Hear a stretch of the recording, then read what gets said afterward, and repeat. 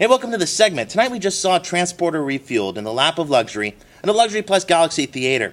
And I'm here with Kivan. Kivan, yes, you got it right. Kivan. I'm going to mess that up always. Kivan, tell the people what you do in movies.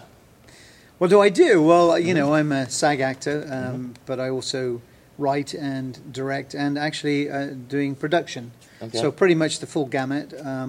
I don't profess to be good at the camera or anything along those lines. But you have experience in making movies and as an actor. Correct, yes. Okay. And that's why you're here, and we're changing the format up a little bit these next few weeks because Transporter Refueled had a small turnout, and that was pretty much expected. And the next few weeks, there's going to be some small turnout movies.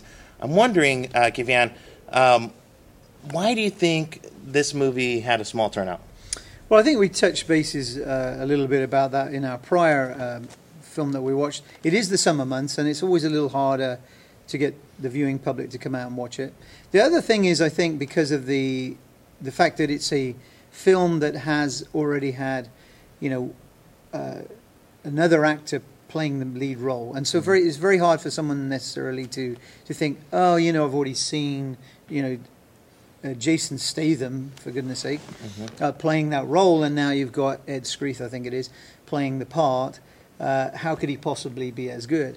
So that's kind of, I think people perhaps shy away from that, you know, thinking that it won't necessarily be as good as actually it was, because I actually enjoyed it. So you did enjoy it? Yeah, I did actually. Because the reviews that I've been seeing are just horrible on this movie, and I want to give some background on my experience with Transporter.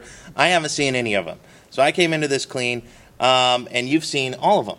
Correct. So we have two different takes on this. And I'm wondering, Kivan, I didn't feel like I needed to have seen the other ones having seen this. Was I missing anything? Was there any... If you haven't seen the other three Transporters, do you need to see those to see this one? Not at all. Okay. No. I think this is a standalone film. You know, obviously, from me, it was fun to make the comparisons, but you didn't need to. Yeah. I mean, it was just fun. So was he playing like the same character as Jason Statham? So it was like a new person playing that character? He's playing Frank, you know. Okay. I mean, yeah, he's driving the transporter. That's exactly what it was about, yeah. It was fun. I liked it. I really did. I thought it was very, very well done, actually. Okay. And I mean, like, basically, and you know what's funny? I think a lot of people that are going to be maybe commenting below and stuff, I think a lot of people are just simply not going to see this movie and say that it's a bad movie. Just having sat through it myself, I would definitely say it didn't make me angry. There wasn't, you know, having seen it, you're not going to want a refund as you walk out, but it's also, I think, extremely forgettable, if you know what I mean. I mean, it's. I think you're absolutely right. I mean, it's like I said, fun movie while you're watching it. There's a lot of action. You know, you're in a great theater, so you've got great surround sound. I mean, it's a lot of car chasing, a lot of fights. Correct me if I'm wrong, though, too. You want to kind of turn your mind off, though. Well, yeah, that's exactly what I was going to allude to. It is a film for the person who doesn't have to think. I mean, it's not an intellectual film. You're not getting absolutely into the role. You're just sitting there and watching it go on. I mean, and that's nothing wrong with that. I mean, am I going to give it a 10 out of 10? Absolutely not. Probably a 4.5 out of 10. That doesn't make it a bad film. It just means, you're right, it's not terribly memorable. For me, I enjoyed certain parts of it. I think it was very well done in that. The cinematography was amazing. I think the actual setting was amazing, and you know, obviously the shots of that. Yeah, they had some big shots. Yeah. They had establishing shots, and almost watching this too. You might have a take on this. Yeah, it felt like the way that it was filmed was pretty traditional. It was kind of like almost filmed by the numbers. You have like almost every scene. It was, here's your establishing shot. Correct. Here's your two-person talking. Now we're going into one-person, two-person. You know, it's kind of you're absolutely very traditional. No, it was very traditional. You know, I think. From the way I watched it, I felt that it was directed well. I mean, I absolutely understand what you're saying. It was a traditional in that sense, but there was nothing wrong with that. I mean, that's how films are made, you know. So obviously there's different ways of doing it, but I think this worked. I really do. Like I said, it's a 4 out of 5. 4.5 out of 10. it was enough there to make you spend a few pennies to come out and watch it. If you can't watch it, it's a great video film. It really is. I'll probably go out and buy it, to be honest with you. I've got the rest, so why not? And I thought Ed Skrein did a really good job. Yeah, it was believable, but you're not going to get lost in it and find yourself being him or something. It's just, if you don't like the Transporter, you're not going to like it. If you don't like shoot 'em up kind of movies, you're not going to enjoy it. If you don't like Bruce Lee or you don't enjoy, and I think that's what it was. I think it's probably going on for like a lot of general audiences. Correct. The character in this movie, and tell me if it was with the other 3 transporters too. He's basically invincible, man. Yeah, right absolutely. from the beginning. Absolutely. And so to me, that seems to take away a lot of the suspense. I mean, even Mission Impossible, of course, felt like had a little bit more suspense than Mr. Expert at Everything guy. Yeah. Well, I don't think it was ever meant to be that. I think it was just, you can actually sit there and not be an intellect. You can absolutely just space out into what you're watching, get involved with. I was watching the scenery, I was watching the car chases, Fast and Furious, to some degree James Bond, all those kind of films. They are very, the lead character is how shall I say? I think you put. He's magic. He's magic. He can do everything, do anything. It makes it fun. Yeah. I had a blast. So you got to have fun with a movie like this, and I guess in the same exact way as watching the Bond films, which I'm not a fan of because of that. No, I love Bond. You see? So you love them, and that's why I enjoyed this movie. But I can totally understand that somebody could sit in this movie and say it sucks because it's not their thing. But why you come into a movie called The Transporter when you know already what it's about? So, I mean. To me, you have to kind of like those genre of movies. If you don't, I get it. I totally do. Do you think that this movie is getting more criticism because it's a transporter movie? I mean, if the same exact movie was made, the main character's name was different, but the same story, do you think it would have a better review? I think so. I do. I think so. I don't think it would have got much higher. Yeah. I think it might have got to 5. If it was called Prostitution in the Riviera, action movie 1 or something. Yeah, no, I think it would have got maybe 5. Because, I mean, right off the bat, obviously with it being called Transporter, with having a different person play the main character, you're going to get a lot of heat, I think, from the critics. Yeah, and also, I mean, it also has a little fan base, so maybe they came out and watched it, whereas they wouldn't have watched it, so maybe it'd have flopped even more. Who knows? But I think if you just take it as a film, you want to come out and you're pretty brain dead from the rest of the week. You've had a tough week. You just want to be entertained, sit down and go, oh, it was great. I mean, there's got a big screen. I just felt I was in south of France, to where it's based. It was very, very, very interesting to watch all the scenery shots, and was the film absorbing? Was it suspenseful? Hell no, not going to be. But it was entertaining. It was entertaining. There's no doubt. Were the other Transporter movies rated R or PG-13? That's a good point. I don't know. Okay, I'd have to look at that. I was watching this movie with the PG-13 rating, and I was wondering if it would have been better with an R. I guess they're hoping young teens will see this, but I mean, basically, if I ever watch this movie again, I'm going to take out a pad and paper and count how many people got knocked out. Because it's like knock out the movie, Yeah. Well, there's been a lot of shows and a lot of television shows, a lot of movies where they don't actually get killed per se; they get knocked out all the time. So I mean, that was kind of different, but it didn't hurt the movie for me. Okay, because there was one line in the movie I just kind of cracked up myself. There's one line in the movie where the dad character turns to the son. He's like, "Why don't you ever carry a gun?" I know. And I wanted him to say, "Because it's PG-13." PG-13, yeah. Because there's definitely a lot of that going on where I just wonder if they could have gone that extra step and went with that.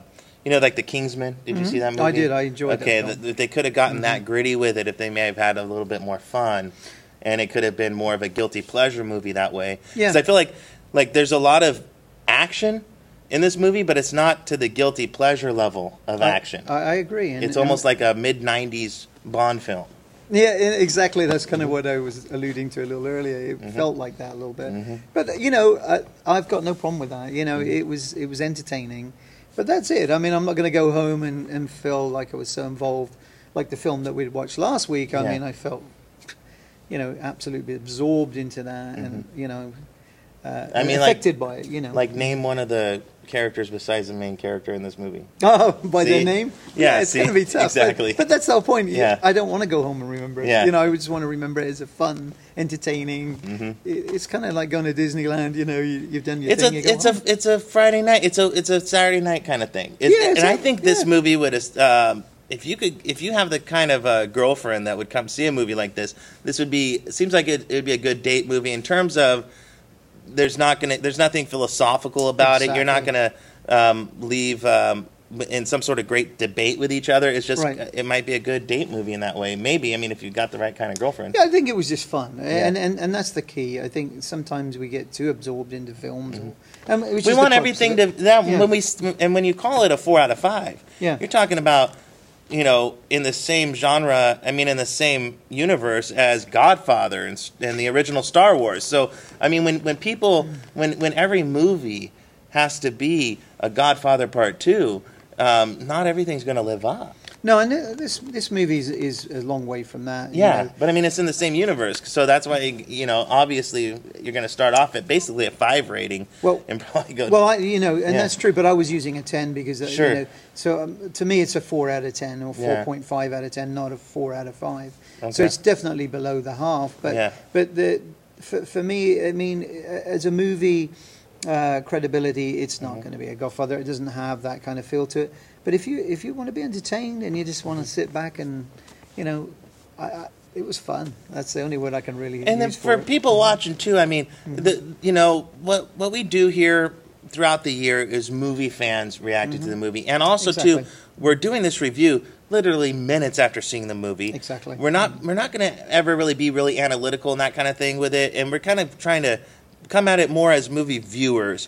Right. And one reason I like to do that is because there's already the critics out there. Well, and so maybe we don't need to get too scientific about it. Well, I read one of the reviews of the film, and I mean, who are you? I mean, what have you ever made? As a critic, you just think you can write. It's some an nonsense. entire industry. It is, and the thing is, what have they ever done in the industry? Nothing necessarily, and I'm not saying that I have, but I think it's very unfair to just put a pin in something just because you think that you're more intellectual. It's not an intellectual film, so go and watch an intellectual film. And also, too, I think there might be something in the industry where when they have a chance to really take a big poop on a movie and really write some seething things, I think they take that extra chance because I think that gets more people to read the reviews, too. And that's true. I mean, it's all, you want people to read your review. We're not being controversial. Because there's been times, when I've gone and seen a movie and I felt literally offended, there's been times when I've seen certain movies on TV and I wanted my money back and I didn't pay to see it. This was not one of those movies. No. You're getting what you, you're getting what you want. I felt it was money well spent. Was it the greatest movie? No. Am I going to remember it tomorrow? Yeah, there was some fun stuff. But it's never, I'm going to buy it, actually, when it comes out on DVD, because they're part of the collection. But, it's not up there, like you said, in some of the big movies. But it was very entertaining, and I thought the cinema photography was amazing. And such a beautiful landscapes and, the seaports. I mean, it was very, very...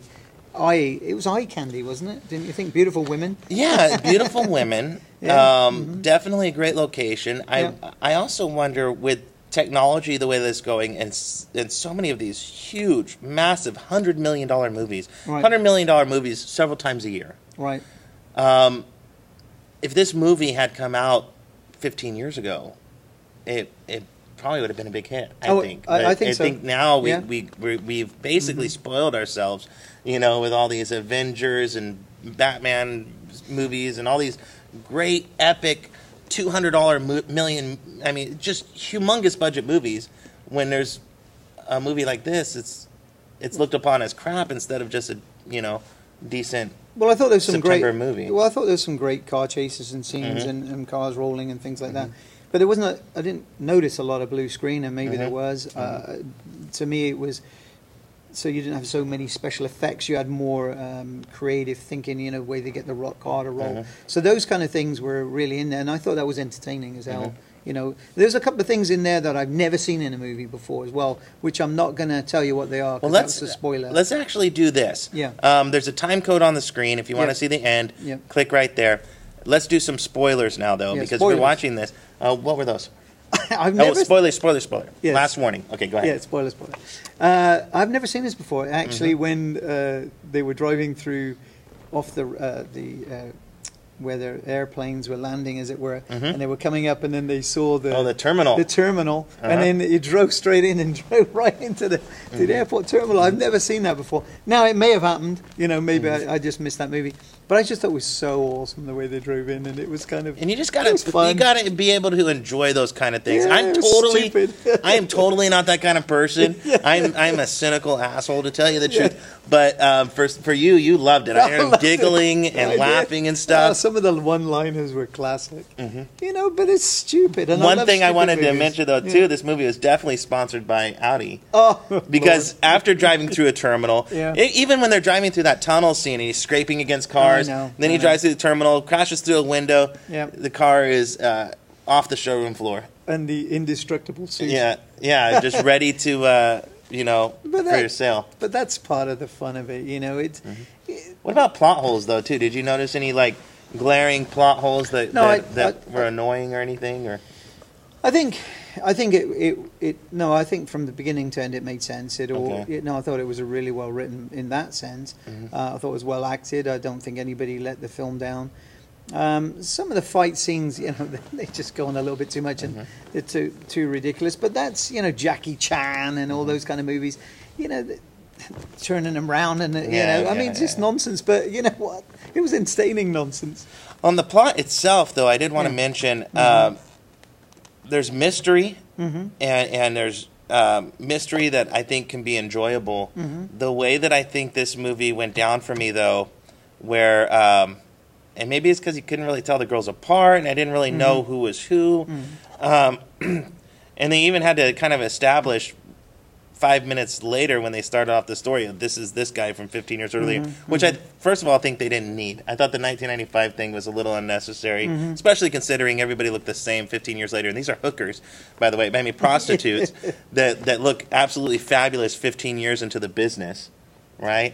You know, but I guess that's French prostitutes. So, but anyways, but I was just thinking the mystery of it, which I guess was mystery. I don't know if it was just the way it was written, or if it was trying to be mystery where you're not quite sure what they're doing. To me, it seemed more annoying than intriguing.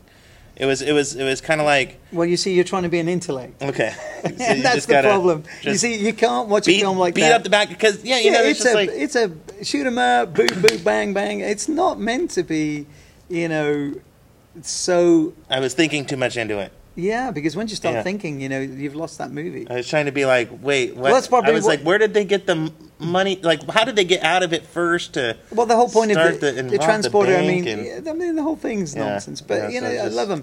But that's the type of film that you either love it and you hate it, and if you don't like them, I get it, and if you love them, I get it, because you know, people are going to say, what the hell am I on about? Or they're going to say, what the hell are you on about? Because there's going to be two sides of this, and some films everybody's encapsulated by. But not all films. This particular one, I think, was, for me, I'm tired today, and I actually really just sat back and got absorbed into it, you know, had fun watching it. But it wasn't deep. It's never going to be deep, and you can't... And I think if you're trying to make sense of it, like I was, it's gonna annoy you. Well, but by the end of it, I guess it was still, you know, decent. The one twist I didn't like was at the end when she was, like, thinking about killing him. Still the spoiler section, where she decided she was almost going to kill him or something, and like that was part of her whole plan or something. Didn't make sense to me. I don't know. It was a lot of lucky people turned up at the right place at the right time kind of coincidences. That's because it's that type of film. It's knockout coincidence Superman indestructible guy movie. There you go.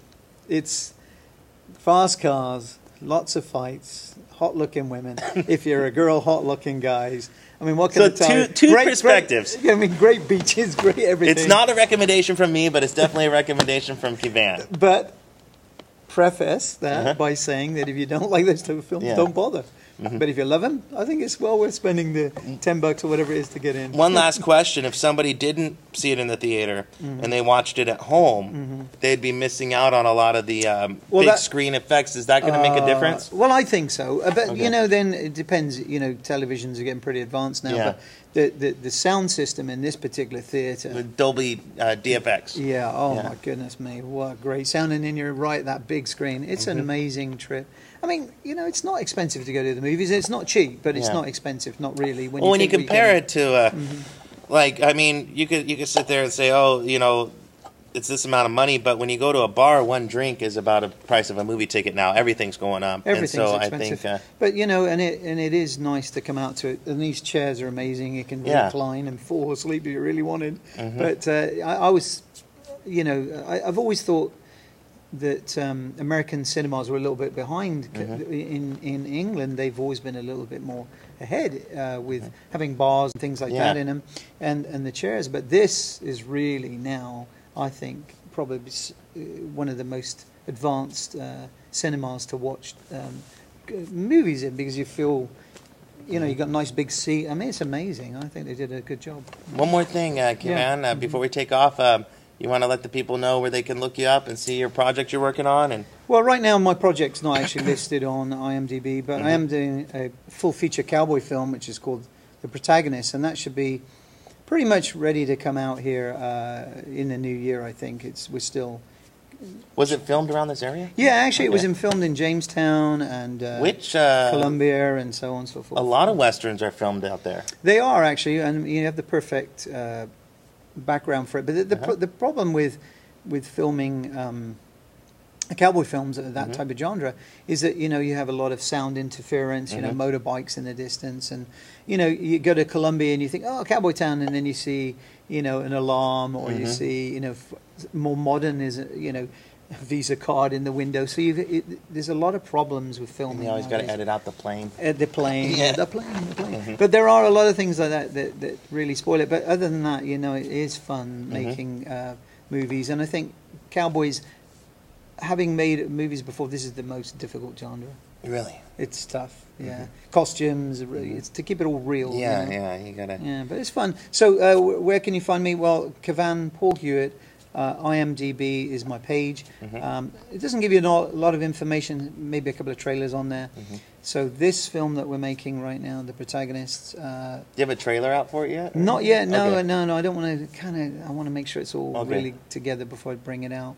But keep an eye on it. We'll let you know more when it's ready to view. And as we're taking off, like we said, we saw this in a Galaxy Luxury Plus theater, and it's a great way to see any new movie in the lap of luxury.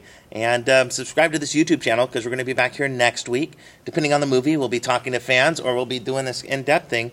Maybe even both. I don't know. I like doing this in-depth thing. Yeah, it's do good too. stuff. It's fun. So subscribe to Blue Number Media on YouTube. And you can always go to moviefansreact.com to see all these videos. And we'll see you next time. Thanks for watching. Thank you.